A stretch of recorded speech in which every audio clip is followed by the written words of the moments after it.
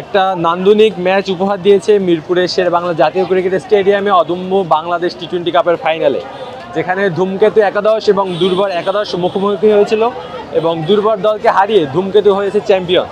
So এখানে দেখা যাচ্ছে কয়েকজন দর্শক আমাদের সাথে যুক্ত আছেন। দর্শকদের কাছ থেকে জানবো কেমন লেগেছে তাদের কাছে আজকের ম্যাচটা, কেমন উপভোগ করলেন।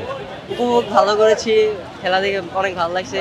আর বাংলাদেশ 3টা ভাগ হয়েছে তো জানেন, তো 3 ভাগের ভিতরে খেলা হয়েছে, অনেক সুন্দর হয়েছে। আর বিশ্বকাপে যেতে পারে এটা ব্যাড লাক, তাও কি বলবো, মানে চাইলে যেতে পারতো বাট যায় না, এটা আলাদা বিষয়। তো এটা অনেক অন্য ইয়ার বিষয়।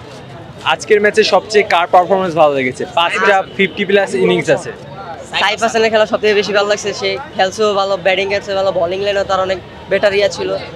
লাস্ট ওভারে মোস্তাফিজ অনেক ভালো খেলছে। লাস্ট ওভারে মুস্তাফিজ গেম টাইম চেঞ্জ করছে, ভালোই সুন্দর খেলছে, সবাই ভালো খেলছে। শেষের দিকে যখন আফিফ হোসেন ধ্রুব এবং নুরুল হাসান সাহেব পার্টনারশিপ করছিলেন, তখন কি মনে হয়েছে কিনা যে দুর্বার একাদশ জিতে যেতে পারে? হ্যাঁ, ওই যে লাস্ট টাইমে একটা 6 মারছিল, তখন মানে গেমটা চেঞ্জ করে দিছে। বাট কনফিডেন্স ছিলাম যে ম্যাচটা এবার জিতে যাইবো, বাট লাস্ট টাইমে যে মুভমেন্টটা অন্যরকম ভাবে গেছে, এই জন্য জিততে পারেনি। মুস্তাফিজ অনেক ভালো করছে, মুস্তাফিজ অনেক ভালো বল করছে। এখানে যদি ক্রেডিট দেওয়া হয় সবকিছু মুস্তাফিজ। ও লাস্ট ওভার, এর আগের ওভার সব ভালো করছে, অনেক ভালো খেলছে। তবে সাব্বির রহমানকে এমন একটি সময় নামিয়েছে, এটা খুবই দুঃখজনক। এতদিন পরে একটি প্রত্যাবর্তন হবে, একটা সুযোগ ছিল, তাকে এমন একটি পজিশনে নামিয়েছে যে যেখানে সে সুইটেবল না। আর আমরা চেয়েছিলাম তার একটি প্রত্যাবর্তন দেখবো, তাকে হয়তো মিডল অর্ডারে নামালে এই জিনিসটা আরও সুন্দর হতেও পারতো। যে মিরাজকে আমরা দেখলাম ওপেনিংয়ে নামিয়েছে, জিনিসটা আসলে আমরা অসন্তুষ্ট এই জায়গাটা থেকে। এবং আমরা দেখেছি হাবিবুর রহমান সোহানের যে পারফরমেন্সটা, অবশ্যই এটা খুবই প্রশংসাজনক। যেহেতু আমরা দেখতে পাই আমাদের সচরাচর এরকম টুর্নামেন্ট আয়োজন করা হয় না, তো এরকম অবশ্যই এটা প্রশংসাজনক। তার সাথে যে টি-20 ওয়ার্ল্ড কাপে খেলতে পারেনি, দুঃখজনক হলেও সবার আগে তো নিজের দেশে আত্মসম্মান। তো সেই আত্মসম্মানকে সামনে রেখে আমি বিসিবিকে আরও জানাবো এরকম সুন্দর সুন্দর টুর্নামেন্ট আয়োজন করুক, যাতে করে এই যে হাবিবুর রহমানের মতো, সোহানের মতো যে প্লেয়াররা, এরা যাতে গলি দিয়ে উঠে আসতে পারে। কারণ এদের যে পারফরমেন্সগুলো, এগুলো তো বিপিএলে আসলে দাঁড় করানো সম্ভব না, কারণ এদের বাইরে থেকে অনেক বিদেশি প্লেয়ার আনা হয়, তো তাদেরকে সুযোগ দেওয়াটা ঠিকমতো দেওয়া যায় না। যার কারণে এরকম যে ঘরোয়া লিগগুলো, ডিপিএল, সেটা খুব একটা মানুষ দেখে না মজার সহকারে। তো টি-20 এরকম একটি হাই লেভেল পারফরমেন্সের একটি মতো একটি লিগ এরকম আরও আয়োজন করা হলে আই থিঙ্ক এরকম নতুন নতুন অনেক প্লেয়ার উঠে আসবে। এবং হাবিবুর রহমান সোহানকে যদি আমরা দেখি, তার অপোনেন্টে ছিল ডিরেক্ট জাতীয় দলের প্লেয়ার। তাদের বলে এত সুন্দর টাইমিং, এত সুন্দর হচ্ছে পাওয়ার হিটিং, তার ভিতরে অবশ্যই কোয়ালিটি আছে। এরকম কোয়ালিটিগুলো আমাদের বের করতে হবে, জাতীয় দলের রাডারে রাখতে হবে। আমরা এই আগেও দেখেছি আমাদের সৌম্য সাব্বিরের মতো রত্নগুলো হারিয়ে গিয়েছে। সুতরাং সেইভাবে যত্ন যদি আমাদের না করা হয়, হয়তো আমরা সোহানকেও হারিয়ে ফেলবো। অ্যাকচুয়ালি সব কিছুর ভ্যারিয়েশন থাকাটা দরকার। আমাদের বর্তমান যে বিশ্বটা, সেটা চলছে হচ্ছে আধুনিক যে ক্রিকেটের উপরে। এখন কিন্তু আর ওইরকম নেই যে 50 ওভারে 200 রান করলে যথেষ্ট। এখন 50 ওভারে একটা দল 400-450 রানও করে ফেলে। সো আমাদের নতুনত্ব যেটা, সেটার সাথে আমাদের আজকে শুধু আমাদের বাংলাদেশটা না, যুব সমাজ আমরা যদি দেখি, জেনজি, এই যে একটা জুলাই অভ্যুত্থান, কেন?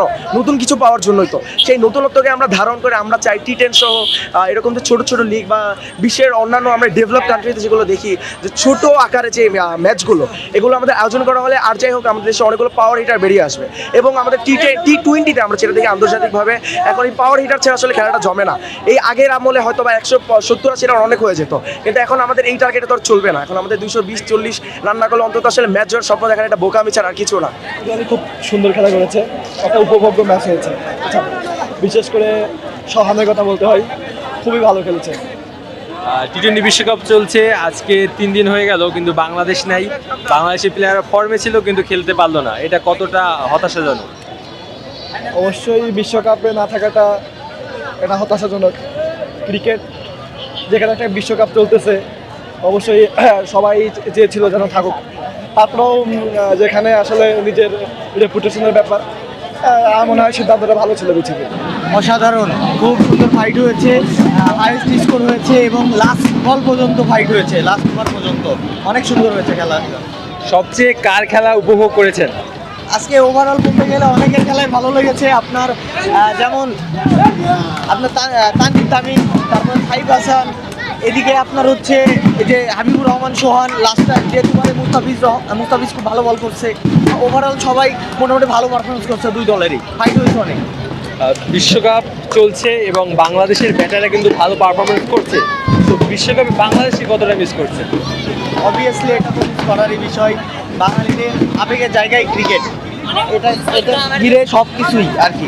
মানে আপনার একটা বিশ্বকাপ বলতে প্লেয়ারদের স্যাটিসফ্যাকশন থাকে, দর্শকদের থাকে, ওভারঅল আপনি দেখলে বুঝতে পারবেন যে বহির্বিশ্বে সবচেয়ে বাংলাদেশের দর্শক বেশি, সেই জায়গা থেকে অবশ্যই মিস করছি বাংলাদেশকে। অদম্য বাংলাদেশ টি-20 কাপের ফাইনাল শেষে দর্শকদের অভিমত শুনছিলেন, দর্শকরা নানা প্রতিক্রিয়া ব্যক্ত করেছেন, তারা আজকের ম্যাচটা খুব ভালোভাবে উপভোগ করেছেন। দুই দলই খুব দারুণ ইনিংস খেলেছেন, ব্যাটিং বলিংয়ে অনবদ্য টি-20 আসলে যাকে বলে ঠিক সেটাই হয়েছে। দুই দলই 200-র উপরে রান করেছে। সো সব মিলিয়ে একটা নেল বেটিং ম্যাচ ছিল এবং দর্শকদের মুখে বাংলাদেশের কাছে মনে হয়েছে যে বিশ্বকাপে পার্টিসিপেন্টের চেয়ে আত্মসম্মানটা সবচেয়ে বেশি গুরুত্বপূর্ণ এবং তারা মনে করে যে বাংলাদেশে এই টুর্নামেন্ট বিসিবি আগামীতেও আয়োজন করবে। বাংলাদেশে অনেকে আবার টি-20 লিগেরও আয়োজন চায় যাতে মডার্ন ক্রিকেটের সাথে তাল মিলিয়ে বাংলাদেশ চলতে পারে। মিরপুর জাতীয় শেরেবাংলা স্টেডিয়াম থেকে আলো আছি তালুকদার, অন ফিল্ড।